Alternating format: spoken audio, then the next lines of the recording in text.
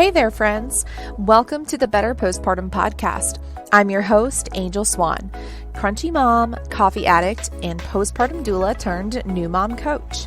This podcast is your audio guide to not just surviving, but thriving during those early newborn days. If you want to care for yourself, your household, and your baby with confidence, grab your earbuds because this is the only podcast that you need. So what do you say? Should we get started with today's episode? Let's do this. Hey friends, thank you so much for tuning in today. Before we get started, I just wanted to read this really sweet review submitted by Apananya. She says, a very informative podcast along with practical tips to help you get by. I wish I had heard your episode on postpartum depression 14 years ago. Great job. Hey, thank you for that review.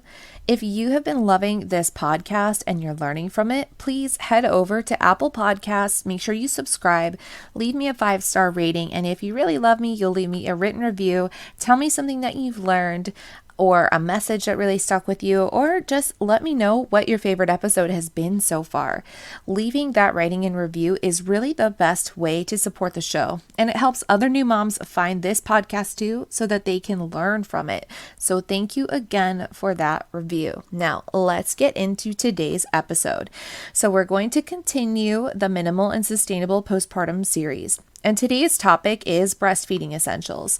So I'm going to go over this list, and I've definitely talked about some of these things before. There are other products that I have recommended in other podcast episodes that I'm not going to recommend today, just because this is like the bare essentials. The other things are nice to have, but you don't need to have them. So remember, the bare essentials here. The first thing is going to be nursing bras or tank tops. I know a lot of moms like the tank tops because they don't feel quite as restrictive as the nursing bras might. I personally never had any issues with nursing bras.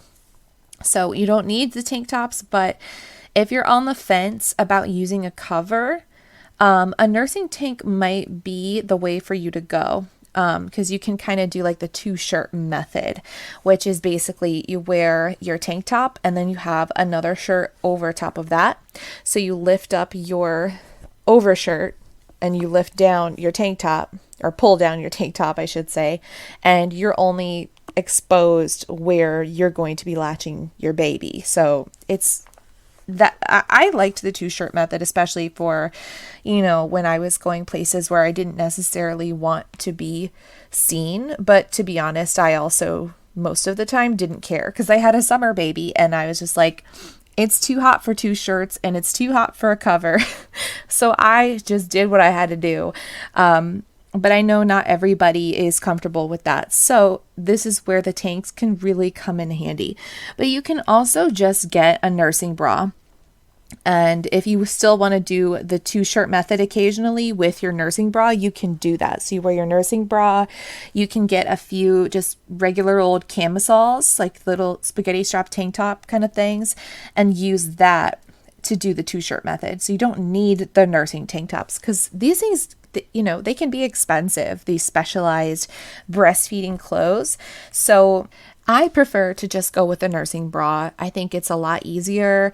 It's more versatile. But you definitely need the nursing bra at least if you're going to be breastfeeding or pumping, because you can rig your nursing bra into a pumping bra. Fun fact, I can't really tell you how to do that because it's more of like a visual thing that you would need to learn, but it's a thing. So if you're curious, you can just Google nursing bra to pumping bra hack, and you should be able to find it. But the nursing bras are great because it gives you easy access. You've got the clip, you unclip your nursing bra, you can feed, put it back on, and they hold your nursing pads in place so you're not leaking all over the place. But again, this is totally up to you to choose what you want. The next thing is not really an essential, but I figured I'd put it in here because for some people it is essential. So this is going to be your nursing cover. It's only if you want one. You do not need to wear a cover It is your legal right to breastfeed your baby anytime, anywhere without a cover. I don't care what anybody says to you. Some Karen comes up to you and starts making a mess about you nursing. Like, she has no right to do that. Or, your family, or even just those random strangers. No one can tell you to cover up. And if they do, just remind them that it's your legal right to feed your baby, and they can leave you alone, right? Tell them to buzz off. I know. You know how I am. I don't feel like I need a cover, but I understand, not everyone is ready to just whip out their boob in any situation. So if that's you, then maybe consider a nursing cover. I really like this brand called We Are Amma, AMMA, and you can find them on Instagram. That's their handle, We Are Amma, and their nursing covers are beautiful. And I think if I were to do it again, I might actually get one of these nursing covers. Not because I wanted to cover up myself, but because when babies get to a certain age, they get really easily distracted. And Jenny was definitely a distracted nurser, and it would drive me freaking bananas. So she'd be nursing, and then all of a sudden she sees something and pulls off the breast, and I am just spraying everywhere like a fire hose.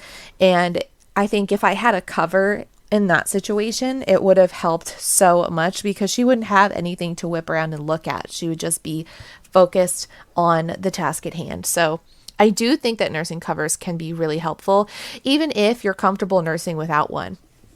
Now, okay, the next thing that you really, really need is some nursing pads, specifically reusable bamboo nursing pads. They are washable, they're super absorbent, and they're leak proof because they have that bamboo layer which soaks the milk. It soaks it up, and then it has a layer of waterproof fabric, so you're not going to be leaking through them.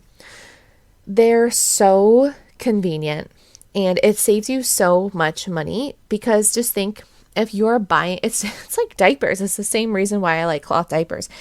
If you're buying a bunch of disposable nursing pads, how long do you plan on breastfeeding?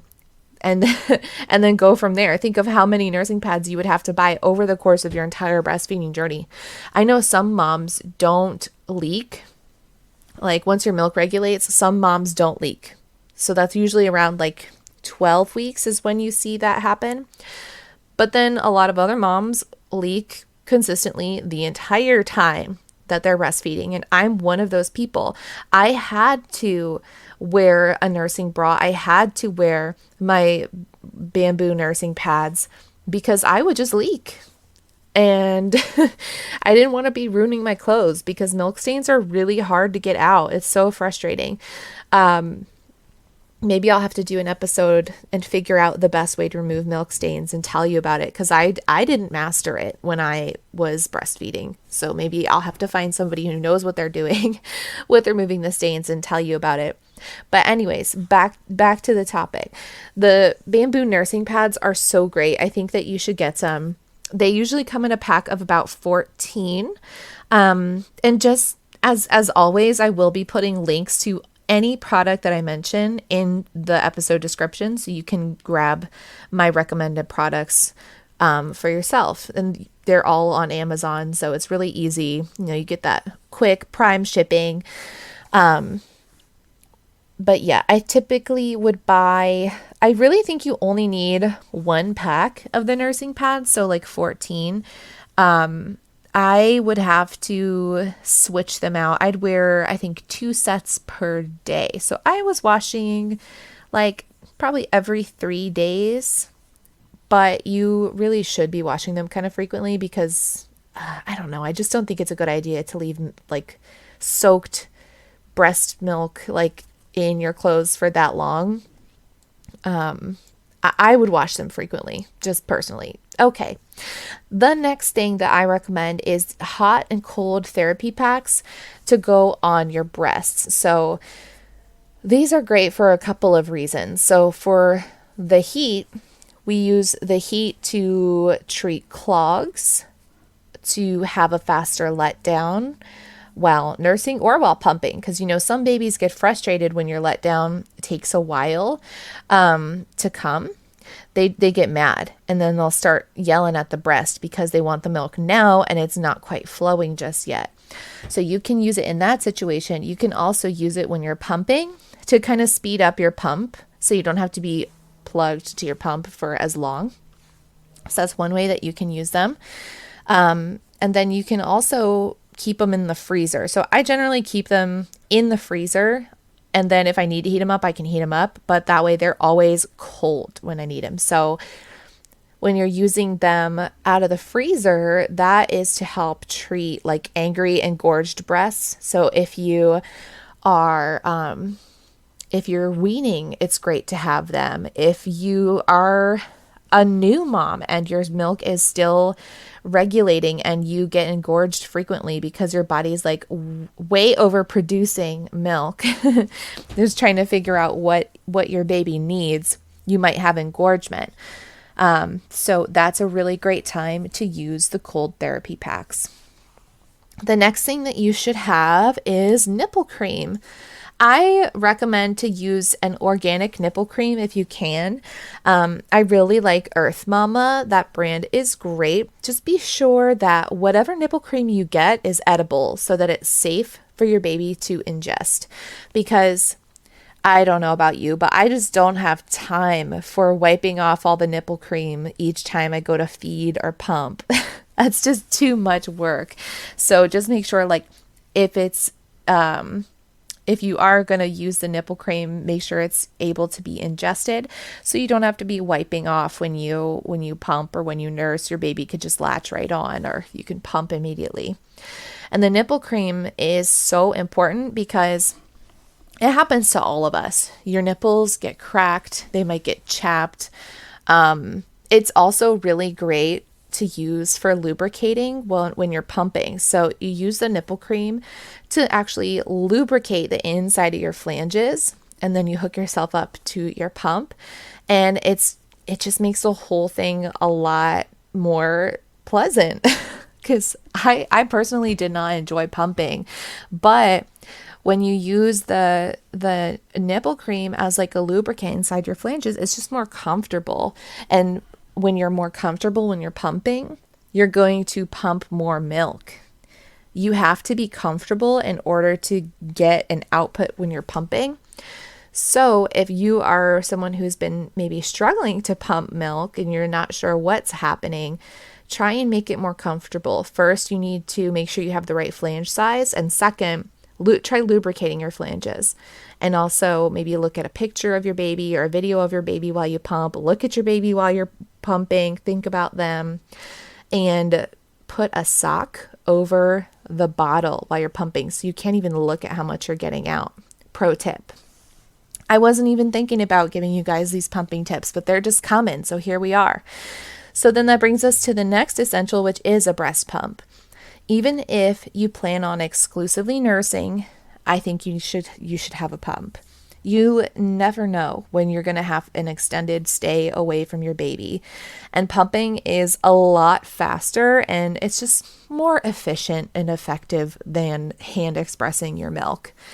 Even if you're not going to be away from your baby, you might have times where you're just super engorged and you need to pump to get some relief. Baby's not hungry, but man, your boobs are angry. You got to pump. That's why I always think it's worthwhile to have one. You should always, always, always have an electric pump available for you when you need it. My favorite pumps are, let's see. I like the Spectra. I think Spectra's great. Medela is also great. Just check with your insurance to see what you can get for free or what kind of discount you can get, because all insurance should, right? In a perfect world, all of this would be free, but you should receive at least some kind of discount for a breast pump, so you don't ever have to pay completely out of pocket for one. You could also go on Facebook into like a local mom group and ask for a pump. Like, hey, is anybody getting rid of a breast pump? I need one. And a lot of times people will give it to you for free. So if you're someone whose insurance does not fully cover a pump, but you really want to get one and you can't necessarily afford one, there are so many moms who are willing to just donate one to you. Just be upfront. Listen, you make a post. Hey, I really need a pump and I cannot afford to pay for one out up front. Can somebody help me out? Can someone donate a pump? And they will. I actually had several pumps donated to me because I was looking for like the right one. And eventually I settled on the Spectra S2. And it worked well. It's just kind of bulky, so it's like not my favorite pump. However, it works well. Okay, the next thing that you need is silicone breast milk storage trays with some silicone bags to put in the freezer. So these breast milk storage trays, they're just awesome. Okay, I don't know if you've seen them before. This is different, right? Because most people would say to get milk storage baggies and use that. I don't like to be wasteful. So this is a way to store your milk without creating extra waste. So you get the silicone storage tray and you take whatever express milk you have, you pour it into the trays. And the trays, it's like an ice cube, but it's actually in the shape of like a long stick. That way you can remove the stick and actually take that frozen stick of milk and put it straight into a bottle. Because if you think about it, if you tried to do this in a regular old ice cube tray, the cubes are too big to fit into a bottle, but these are perfect size. You can just slip them right into a bottle and heat it up that way. So what you do is you freeze your milk in these trays, and then you take a silicone bag and you put the milk, the frozen milk cubes like into the bag, and you just label the bag with the date of the first batch of collected milk. So like, let's say you collected this on the 10th, right? And then maybe you have a couple other milk trays that you collected on the 11th and the 12th. You label the bag for the 10th. That way you're not having older milk in there without realizing it, like if you were to label it for a couple of days after. I hope that makes sense. It's kind of hard to explain right now. So the next thing that you need is going to be a haka. If you're nursing, then you should absolutely have a haka, because a haka is a way for you to collect milk passively while you're nursing. You don't have to hook up to an electric pump. So it's called the haka. It's HAAKAA. It is a silicone breast pump, or labeled as such. It is not meant to replace an electric pump. Let me just say that. So it doesn't have the kind of suction that an electric pump would. It's really used for, you attach it to one breast and then you nurse on the other breast. And what this does is it provides a gentle suction to draw out milk that you're already going to be leaking, but the suction gives you a little bit more bang for your buck, right? It's better than just leaking. It's actually kind of expressing the milk for you by giving you that gentle suction. So they can hold like up to 5 ounces of milk, and it's just awesome. Like after you're done nursing, you remove the haka and you go put your milk in your silicone storage trays and you freeze it and you're good to go. I built up an entire stash of milk using a haka. I will say I was an overproducer, but the haka just came in clutch. Like I hated using my electric pump. I did use it sometimes when I was working, but other than that, I was using that haka. That thing was the bomb. I filled up an entire like mini freezer with milk from my haka. It was fantastic. Okay, the next thing that you need is bottles, right? Because to go along with the pump, like how are you going to get that milk to your baby? So you need bottles. And you need bottles that have the right size nipple, and you need new nipples. So this is one thing, like if you do get bottles secondhand, which I recommend you do, you should not use a nipple secondhand. Same thing with a pacifier, you really shouldn't. And the reason being is silicone, which is what the nipples are made of, silicone breaks down over time. And so it's actually recommended that with regular use of your bottles, you should be replacing the nipples every 3 months. It actually breaks down that quickly. So if you are getting the bottle secondhand, just make sure you get yourself some fresh nipples for the bottles. If you're feeding a newborn, if you're doing this from birth, you should be using a preemie size nipple or a newborn size nipple. The flow is very important, especially if you want to nurse. So if you're nursing your baby and bottle feeding your baby, you need to make sure that the flow of the nipple is super, super slow so that they have to work for it when they're using the bottle. Because if the flow of the nipple is too fast and they're getting the milk too easily, then that's when we see babies develop a bottle preference. And that can be just devastating. You do not want to have that happen if your goal is to be nursing your baby. All right, the next thing you need is some burp cloths. This could probably go with like accessories, but I don't know. You use burp cloths while you're feeding your baby, so I just figured I'd put it in with this list. I really like to use pre-fold cloth diapers as my burp cloths. So I like the brand Oh So Cozy.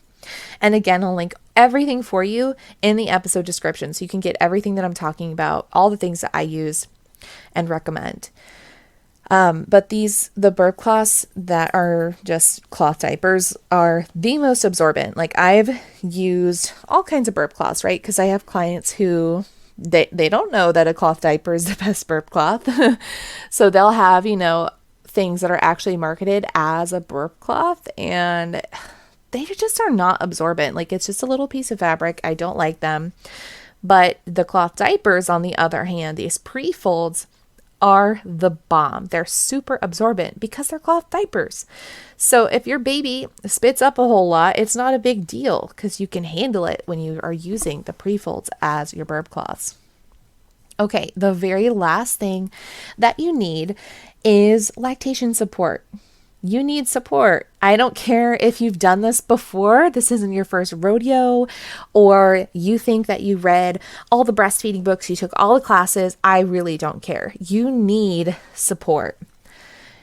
You can use support as like a support group or a lactation consultant or both. I like both.